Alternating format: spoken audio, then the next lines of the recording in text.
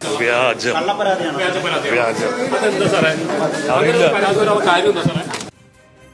എന്താണ് പ്രതിയുടെ പേരിൽ ചാർജ് ചെയ്തിരിക്കുന്ന കുറ്റം? യുവനടിക്കെതിരായ ലൈംഗികാതിക്രമ കേസിൽ സംവിധായകനും ചലച്ചിത്ര അക്കാദമി മുൻ ചെയർമാനുമായ രഞ്ജിത്ത് റിമാൻഡ്.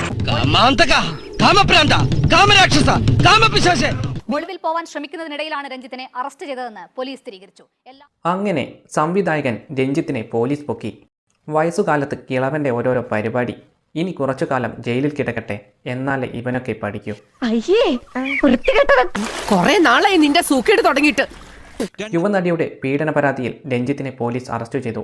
ഇപ്പോൾ സംവിധാനം ചെയ്തുകൊണ്ടിരിക്കുന്ന സിനിമയിലെ യുവനടിയെ സെറ്റിൽ വെച്ച് പീഡിപ്പിക്കാൻ ശ്രമിച്ചു എന്നാണ് പരാതി. പണ്ട് ഏതോ പാവപ്പെട്ടവനെ റൂമിൽ കയറ്റി തുണിയില്ലാതെ നിർത്തിയെന്ന കേസിന് ഇപ്പോൾ ദേ അടുത്തത്. ഈ കയപ്പൻ കോമാളിക്ക് ഇത് തന്നെയാണോ പണി? നീ പീഡന കാര്യത്തിൽ ഇത്ര മിടുക്കനാന്ന് ഞാൻ കരുതിയില്ല. സിനിമാ ഷൂട്ടിങ്ങിനിടെ നടിയെ പീഡിപ്പിക്കാൻ ശ്രമിച്ചെന്ന പരാതിയിലാണ് സംവിധായകൻ രഞ്ജിത്തിനെ പോലീസ് അറസ്റ്റ് ചെയ്തത്.